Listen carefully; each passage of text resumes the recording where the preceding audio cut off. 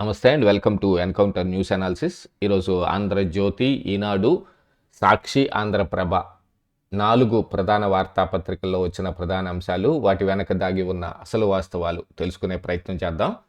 ప్రధానంగా ఆంధ్రజ్యోతిలోను, ఈనాడులోను, ఆంధ్రప్రభలోను 3 పేపర్లలోనూ ప్రధానంగా వచ్చిన అంశం నిన్న కూటమి సభ్య పార్టీలు మొత్తం సమావేశం, దాంట్లో తీసుకున్న నిర్ణయాలు, వీటి మీద ఎక్కువగా ఫోకస్ పెట్టాయి. ఇందులో ఆంధ్రజ్యోతిలో హిందూ మతంపై పకడ్బందీగా కుట్ర, కల్తీ నెయ్యి కమిషన్ల కక్కుర్తితో చేసింది కాదు చంద్రబాబు నాయుడు. కల్తీ నెయ్యి ఏదో 235 కోట్లు స్కామ్ చేయటం, అందులో కొన్ని కమిషన్ల కింద నొక్కేయటం అనే దాంతో కాకుండా ఇది పకడ్బందీగా హిందూ మతంపై చేస్తున్న ఒక కుట్ర, తిరుమల పవిత్రతను దెబ్బతీయటమే ఉద్దేశం. జగన్ హయాంలో 219 గుళ్లపై దాడులు, మొత్తం 10 ఆలయాల్లోనూ కల్తీ నెయ్యి, భక్తుల మనోభావాలతో ఆడుకున్నారు. నాటి టీటీడీ చైర్మన్, కొనుగోలు కమిటీకి కల్తీ నెయ్యి గురించి తెలుసు, దోషులను కఠినంగా శిక్షించాలి అని చర్యలు తీసుకుంటాం. సిట్టు సూచనలపై ఏకసభ్య కమిటీలో సీఎం. దీనిపైన ఏకసభ్య కమిటీని ఒకదాన్ని నిర్ణయించడం కూడా జరిగింది. అందులో నిగ్గు తేల్చాల్సిన అంశాలు ఇంకా చాలా ఉన్నాయి. ఎందుకంటే సిబిఐ సిట్లో జంతు కొవ్వు లేదు అని వచ్చింది, సిబిఐ సిట్టు క్లీన్ చిట్ ఇచ్చింది అని వైసీపీ నాయకులు విపరీతంగా ప్రయత్నం చేస్తూ ఉన్నారు. నిన్న వైవి సుబ్బారెడ్డి సైతం కల్తీ నెయ్యి నిజమే కానీ అందులో జంతు కొవ్వు లేదు కదా అనే అంశాన్ని మళ్ళీ ప్రస్తావించుకుంటూ వచ్చారు. జంతు కొవ్వు కూడా కలిసింది అనేదే కదా ఎన్డీడీబీ ఫస్ట్లో ఇచ్చిన రిపోర్టు. దాన్ని బేస్ చేసుకుని ఆ రోజు చంద్రబాబు నాయుడు మాట్లాడింది. నెయ్యి నమూనాలో ఎస్ వాల్యూ 117, ఇది పందు కొవ్వు కలిసిందనే సంకేతం. స్వచ్ఛమైన ఆవు నెయ్యి ఎస్ వాల్యూ 104 దాటొద్దు, అన్ని ప్రమాణాల్లోనూ అంతకు మించే కొవ్వులతో కల్తీ చేశారన్నందుకే అదే నిదర్శనం. కూటమి వచ్చిన కొత్తలోనే ఎన్డీడీబీ పరీక్షలు, నెయ్యి కల్తీని 2022లోనే నిర్ధారించిన సిఎఫ్టిఆర్ఐ, కళ్ళు మూసుకున్న నాటి పాలక మండలి అధికారులు అడ్డంగా దొరికిపోయిన బుకాయింపు మానని వైవి అనేది ఒక ప్రధానంగా ఇందులో చూడాల్సిన అంశం. దీంతో పాటుగా ఇక జగన్కు దేవుడంటే లెక్కే లేదు. ఎందుకంటే ఇందులో ఇప్పటి వరకు జగన్మోహన్ రెడ్డి పేరుని ఈ కూటమి సభ్య పార్టీలు ఎవరు యాక్చువల్గా చూస్తే ఇందులో టీడీపీ ఒకటి పోరాటం చేస్తుంది కానీ జనసేన కానీ బీజేపీ కానీ మాకెందుకు పట్టింది అన్నట్టు దూరంగా ఉంటున్నట్టుగా కనపడతా వచ్చింది. దానికోసమని నిన్న మరి 3 పార్టీలతోటి కలిపిన మీటింగ్ ఒకటి, ఆ 3 పార్టీల నుంచి ప్రతినిధులతోటి ఒక ప్రెస్ మీట్ కూడా పెట్టి మరీ చెప్పారు. Palm oil, lactic acid, acetic acid లాంటి రసాయనాలను లడ్డూ ప్రసాదంలో కలపడం మహాపాపం కాదా? ప్రజల మనోభావాలతోనే సరికాదు, వారి ప్రాణాలతోనూ ఆడుకోవడమే కదా అంటూ సీఎం చంద్రబాబు ఉద్ఘాటించడం జరిగింది.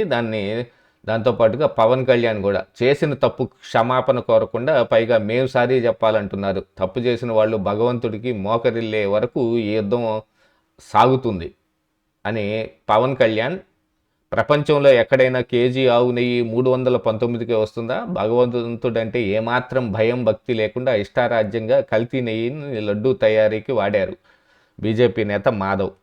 ఇలాగా 3 పార్టీల నుంచి స్టేట్మెంట్లు వచ్చాయి. ఇదే అంశాన్ని ప్రధానంగా ఇక్కడ కూడా ఈనాడులో కూడా వచ్చింది. వెంకన్నకు మకిలి అంటించే మహాకుట్ర, సొంత మనిషి ధర్మారెడ్డి ద్వారా జగన్ అమలు చేశారు. తీతీదేకి కల్తీ నెయ్యి సరఫరా దానిలో భాగమే. సీఎం చంద్రబాబు ధ్వజం. మహాపచారానికి పాల్పడ్డ వారిని కఠినంగా శిక్షిస్తామని వెల్లడి. ఎందుకంటే ఇంకో పక్కన కులాల కుంపట్లు రాజేయటానికి ఒక పెద్ద రగడ కోసం వైసీపీ చేస్తున్న విస్తృత ప్రయత్నాల్ని తిరిగి జగన్ మీదకి నెట్టే ప్రయత్నం జరుగుతోంది. నెయ్యి కల్తీ పక్కా ఆన్ రికార్డు. ఉప ముఖ్యమంత్రి పవన్ కళ్యాణ్ పాలే సేకరించిన డైరీ నుంచి 1,00,000 లీటర్ల నెయ్యి దాకా ఎలా? భాజపా అధ్యక్షుడు మాధవ్. ఇలాగా 3 పార్టీల నుంచి సమన్వయంగా వాళ్ళు ఒక ప్రెస్ మీట్ పెట్టడం కూడా జరిగింది. ఇందులో వైవి సుబ్బారెడ్డి, ధర్మారెడ్డి యొక్క పాత్ర అమితంగా కనపడుతుంది అనేది నిన్న ఈ మీటింగ్ ద్వారా తెలుస్తున్న అంశం అయితే, ఇదే అంశాన్ని ఆంధ్రప్రభలో కూడా ప్రస్తావించడం జరిగింది. తిరుమల పవిత్రతపై మహాకుట్రలు, మహాపాపాలు, కల్తీ రాయిళ్ళు అంతు తేలుస్తాం, ఉద్దేశపూర్వకంగానే అన్నీ చేశారు. కల్తీ మనస్తత్వం, అవినీతి సమస్తం.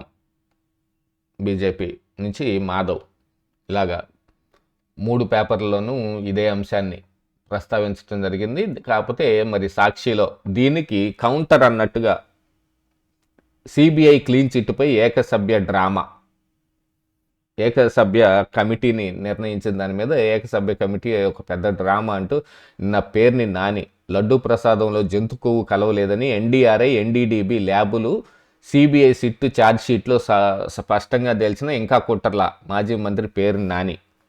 ఇక్కడ అశ్వత్థామ హతహ కుంజరహ అని చెప్పినట్టుగా ఎన్డీఆర్ఐ రిపోర్టుని ఎన్డీడీబీ రిపోర్టుగా కూడా మాట్లాడటం మొదలుపెట్టారు వైఎస్ఆర్ కాంగ్రెస్ పార్టీ నాయకులు. మరి వాళ్ళ విఘ్నత ఏమిటి, ఎలా ఉందనేది కూడా ఒకసారి చూడాలి. ఎన్డీడీబీ రిపోర్టులో ఎస్ వాల్యూ వచ్చింది. అసలు ఆ రిపోర్టుని ఆధారంగా చేసుకుని చంద్రబాబు నాయుడు మాట్లాడింది. ఇది ఈ రకంగా ఇక్కడ ఇందులో కనిపిస్తూ ఉంటే, ఇక నిన్న భూమాతకు జలహారతి, నదుల అనుసంధానంతో ప్రతి ఎకరాకు నీరు అందించవచ్చు. అసలు నిన్న చంద్రబాబు నాయుడు సాగునీటి సంఘాల అధ్యక్షులు, ఉపాధ్యక్షులతోటి ఒక భాగస్వామ్యంగా ఉంటా ఉన్నట్టుగా ఒక మీటింగ్ ఏర్పాటు చేశారు.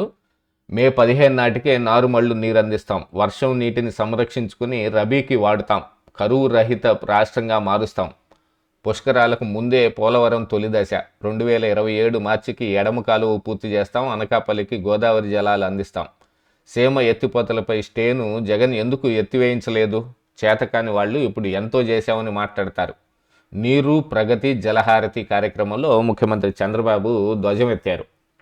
అలాగనే రాయలసీమకు అసలు నీళ్లు అందించిందే టీడీపీ అనే దాన్ని కూడా గట్టిగా నొక్కి వక్కానించడం జరిగింది.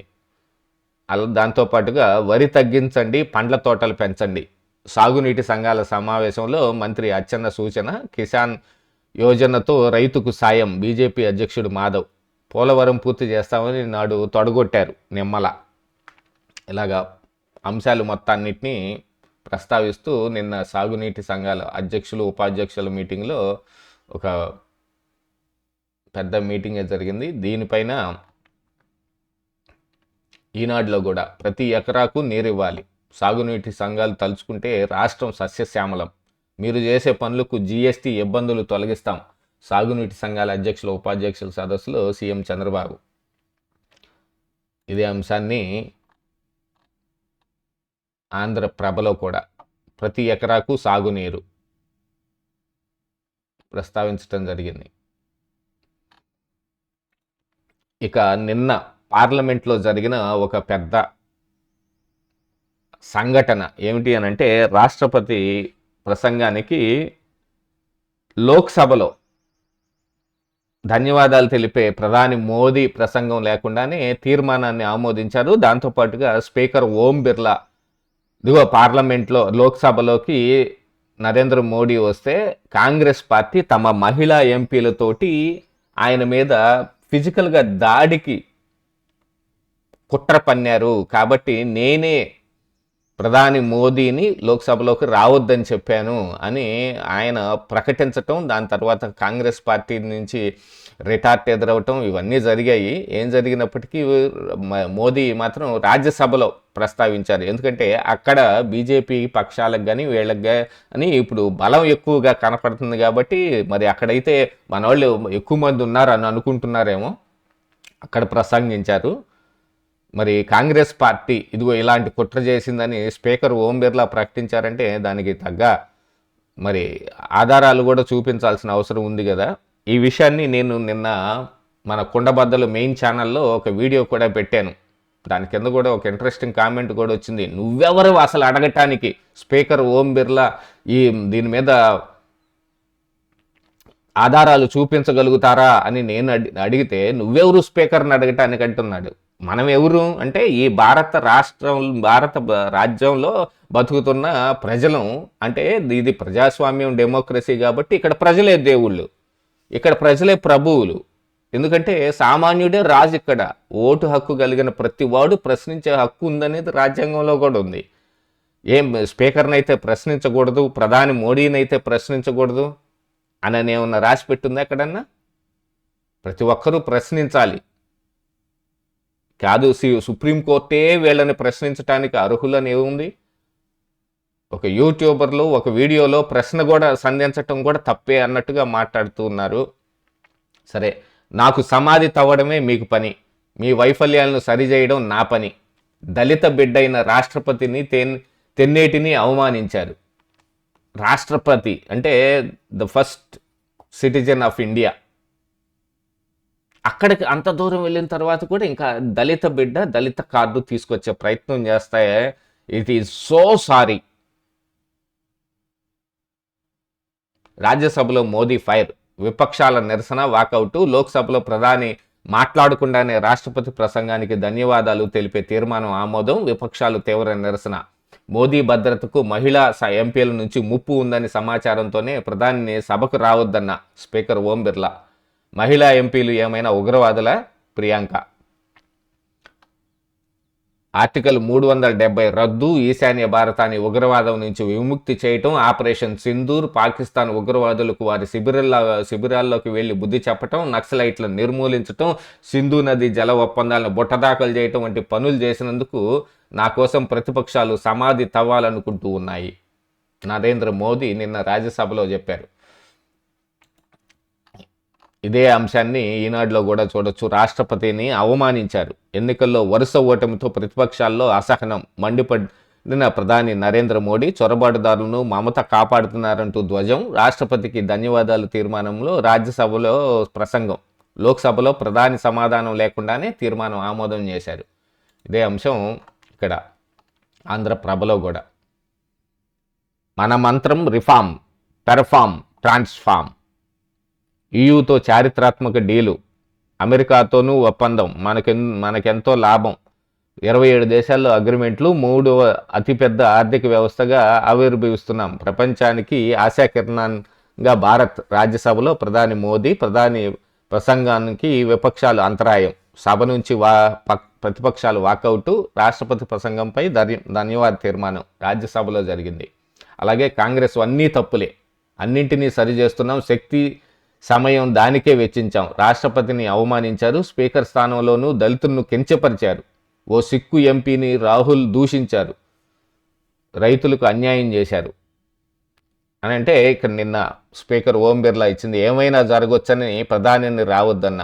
లోక్సభలో విపక్షం ధోరణి బాధాకరం, మహిళా ఎంపీల తీరు అభ్యంతరకరం. స్పీకర్ ఓం బిర్లా వ్యాఖ్యలు. స్పీకర్ వెనక దాక్కున్న ప్రధాని ఎంపీ ప్రియాంక గాంధీ ఎద్దేవా చేశారు. నాకు కూడా ఇదే రకంగా అనిపిస్తానే ఉంది. కనీసం లోక్సభలోకి ప్రధానమంత్రి వచ్చి ధైర్యంగా సమాధానం చెప్పలేని పరిస్థితిలో ఉన్నారు. ఇప్పుడు ఇలాంటిది ఏదైనా నాకు ముందే సమాచారం ఉంది, ఆ ఎంపీలు దాడి చేస్తారు అని అనుకుంటే చుట్టూతా మార్షల్స్ని ఎక్కువగా పెట్టేది లేదు, సంసిద్ధంగా అట్టి పెట్టుకునేది. ఇదిగో మీరు వెల్ దాటి బయటకు వస్తే మీరు ఇదిగో ఈ హద్దు దాటి ముందుకెళ్తే ఇమీడియట్గా మీ మీద చర్యలు తీసుకుంటాం, మిమ్మల్ని మొత్తాన్ని సస్పెండ్ చేసి ఎత్తి బయటేస్తామని చెప్పేది.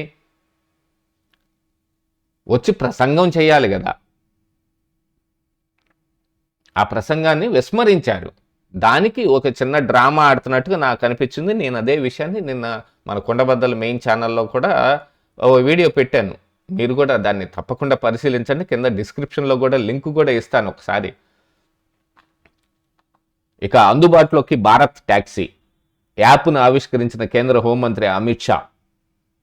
ఎన్సీఆర్ రాజస్థాన్లో పైలట్ ప్రాజెక్టు శ్రీకారం. మున్ముందు దేశం అంతటా అందుబాటులోకి. జీరో కమిషన్ రైడ్ హేలింగ్ వేదికగా సేవలు. రిజిస్టర్డ్ డ్రైవర్లకు లాభాలు అందే ఏర్పాటు. నిన్న మరి ఊబర్, ఓలా ఇలాంటి వాటన్నిటితోటి మరి ప్రైవేటు రంగంలో ఈ ట్యాక్సీలు అందుబాటులోకి తీసుకొచ్చేది. ర్యాపిడో కానీ ఇలాంటి వాటన్నిటికీ ధీటుగా ఒక భారత్ ట్యాక్సీ అనే కొత్త యాప్ను ఒకదాన్ని ప్రవేశపెట్టి దాన్ని పైలట్గా గుజరాత్, రాజస్థాన్లో దాని మీద జరుగుతోంది. ఇదే అంశం ఇక్కడ ఈనాడులో కూడా వేసేనట్టున్నారు. అందుబాటులోకి భారత్ ట్యాక్సీ ప్రారంభించిన అమిత్ షా. తొలుత ఢిల్లీ, గుజరాత్లో సేవలు. 3 ఏళ్లలో దేశవ్యాప్తంగా విస్తరణ. ఇక్కడ ఢిల్లీ, గుజరాత్ అనేసారు, ఇక్కడ ఎన్సీఆర్ రాజస్థాన్ అనేసారు.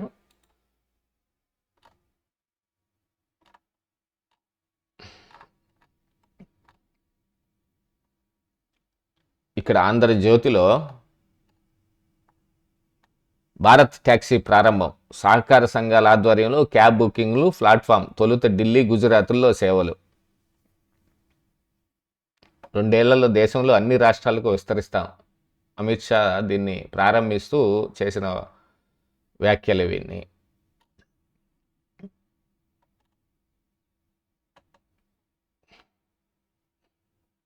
ఇక భగవంతుడి పైనే పగబట్టారు, వాళ్ళు సర్వనాశనం అయిపోతారు.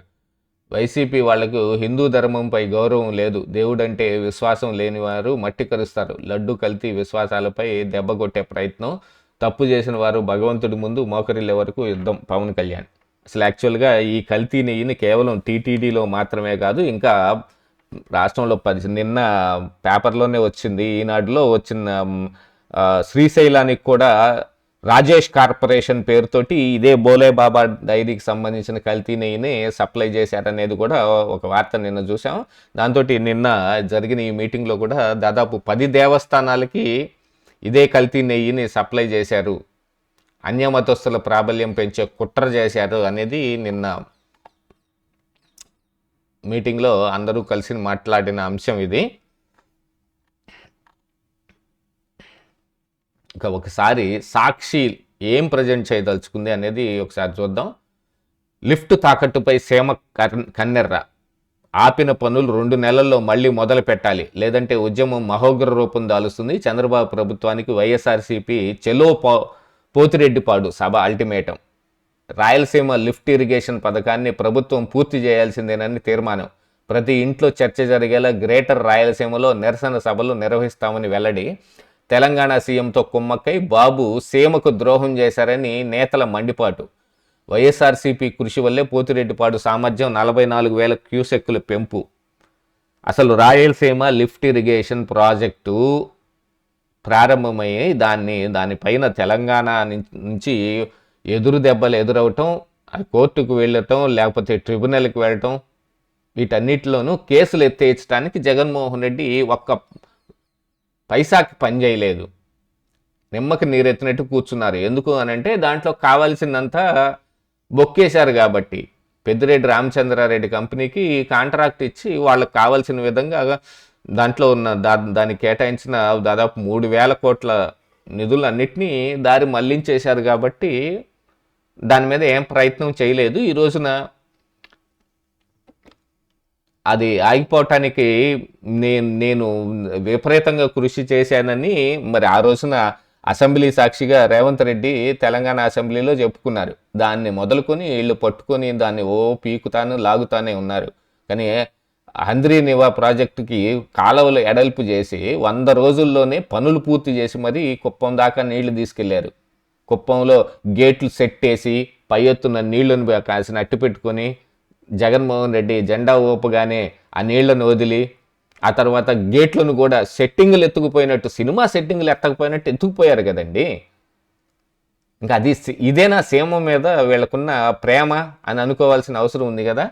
ఇది ఈ రకంగా ఉంటే ఇంకో పక్కన ఈ సిబిఐ క్లీన్ చిట్ ఇచ్చిందని పేరుని నానితోటి ఒక డ్రామా ఆడుతుంటే సుప్రీంకోర్టు కంటే మీ రాజకీయ కమిటీ గొప్పదా అని ప్రొఫెసర్ నాగేశ్వరు, ఇప్పుడు ఒక కొత్త పెయిడ్ ఆర్టిస్ట్ అనుకుంటాను, అది యాక్చువల్గా ఈయన పాత నుంచి ఉన్నాయనే, గతంలో మరి కొన్ని అంశాల మీద ఈయన చాలా దూరంగా వచ్చాడు. ఇప్పుడు మరి ఈ నెయ్యి కల్తీ మీద ఇది 2వ ఈ సాక్షి పేపర్లో ఇదిగో ప్రొఫెసర్ నాగేశ్వర్ మాట్లాడిన మాట అని వేయటం.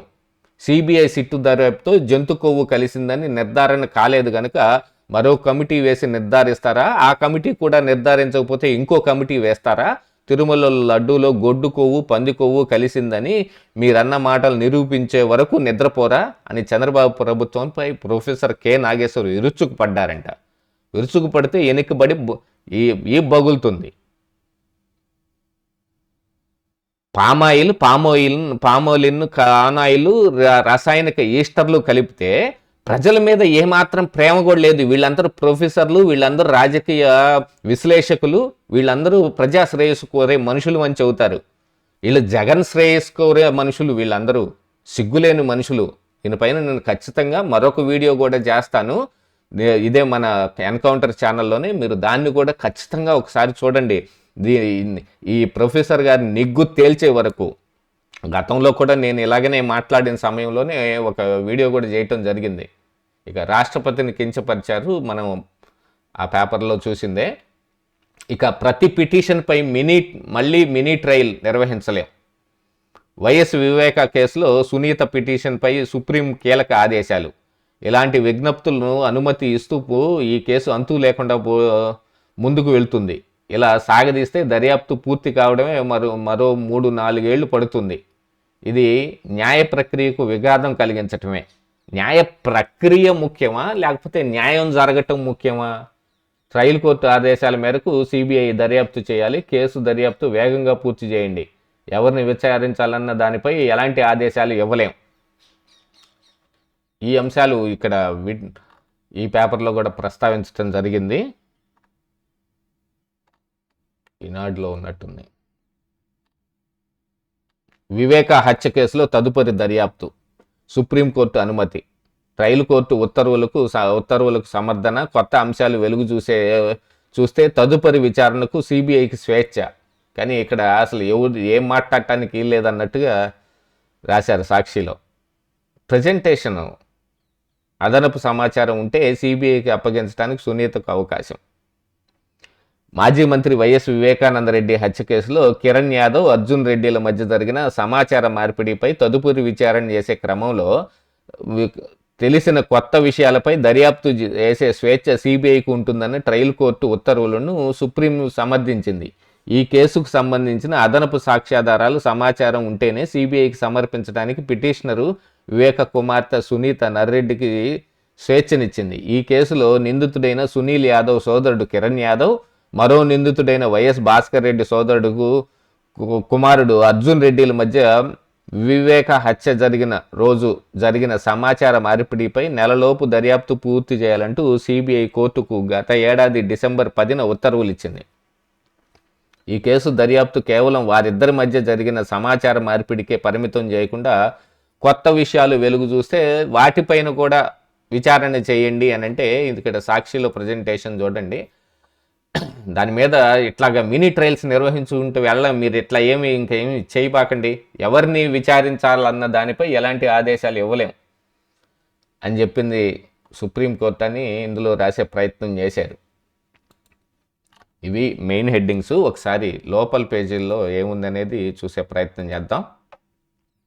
భూమాతకు జలహారతి, శ్రీశైలం లడ్డూకు నకిలీ నెయ్యి, 11 నెలల పాటు 3.25 లక్షల కిలోల సరఫరా పట్టాభి.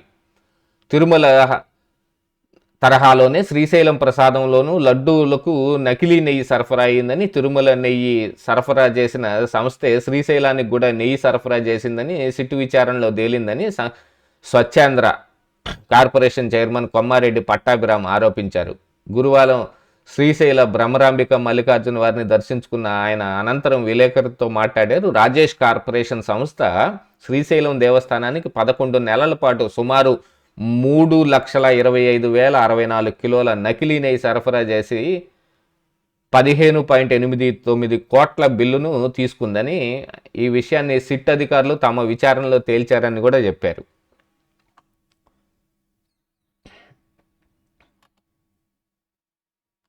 ఇక రాష్ట్రంలో విధ్వంసానికి జగన్ యత్నం, ఆయన చేసేవి పరామర్శలు కాదు, ప్రదర్శనలు. మంత్రి అనిత. ఇక అవినీతి పరులపై ఏసీబీ పంజా, విశాఖలో పంచాయతీరాజ్ రిటైర్డ్ ఎస్సీ అరెస్టు, భారీ స్థాయిలో ఆస్తులు.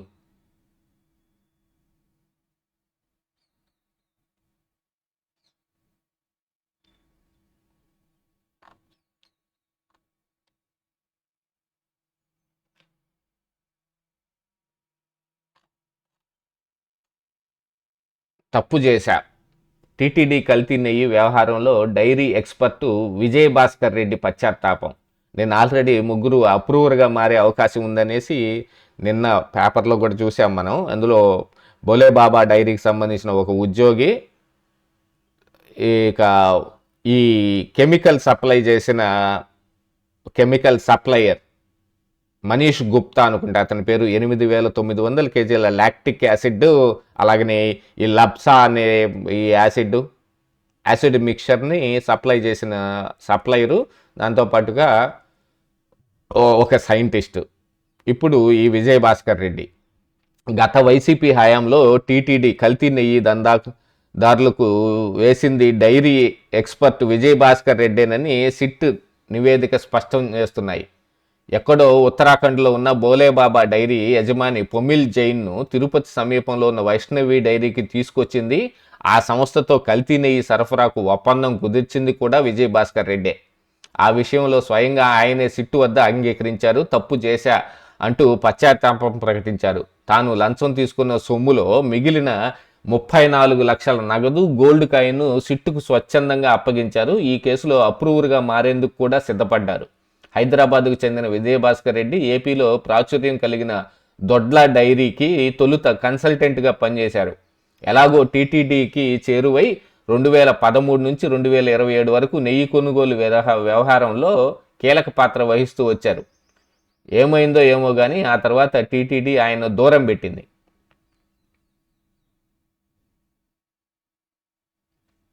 2019లో వైసీపీ ప్రభుత్వం రాగానే తిరిగి టీటీడీ నెయ్యి కొనుగోలు వ్యవహారంలో విజయ్ భాస్కర్ రెడ్డి తెర ముందుకొచ్చారు. పొమిల్ జైన్ పనబాకకు పొమిల్ జైన్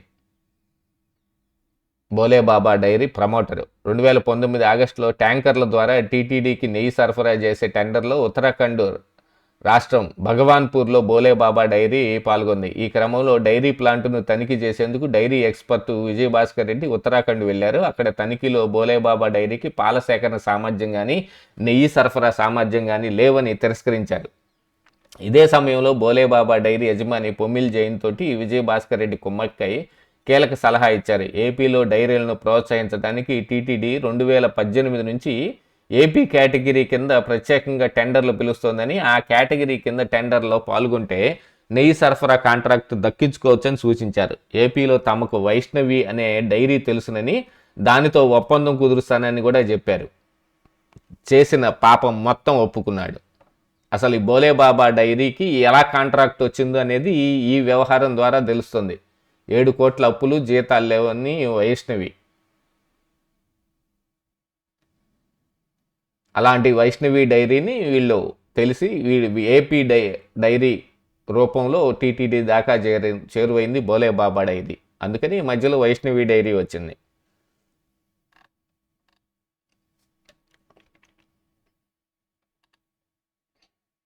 కార్మిక సంక్షేమ పథకాలు పునరుద్ధరణ, ఆధునిక నైపుణ్యాలతో శిక్షణకు చర్యలు, తద్వారా ఆదాయాలు గణనీయంగా పెరగాలి.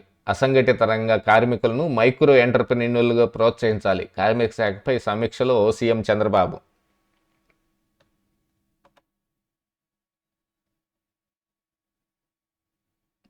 అసంఘటిత రంగంలోని భవన నిర్మాణ ఇతర కార్మికులకు గతంలో అందించిన సంక్షేమ పథకాలను పునరుద్ధరించాలని ముఖ్యమంత్రి చంద్రబాబు అధికారులను ఆదేశించారు. ప్రసూతికి 20,000, వివాహానికి 40,000, సహజ మరణానికి 60,000, అంత్యక్రియలకు 20,000 చొప్పున ఆర్థిక సాయం అందించేలా చర్యలు తీసుకోవాలని నిర్దేశించారు.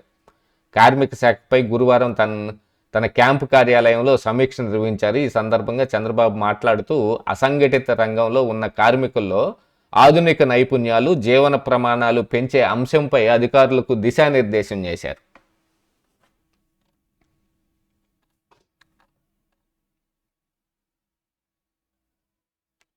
ఇక జంట హత్యల కేసులో మరోమారు పోలీసు కస్టడీకి పిన్నెల్లి సోదరులు.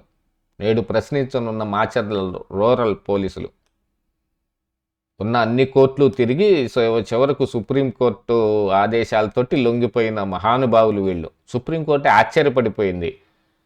2 నిందితులు కేసు డైరీని ఎలా సంపాదించగలిగారు అంటే వీళ్ళ ప్రభావం ఎంత ఉందో అర్థమవుతానే ఉంది. అర్జెంటుగా మీరు లొంగిపోండి, బయట ఉండబాకండి అని.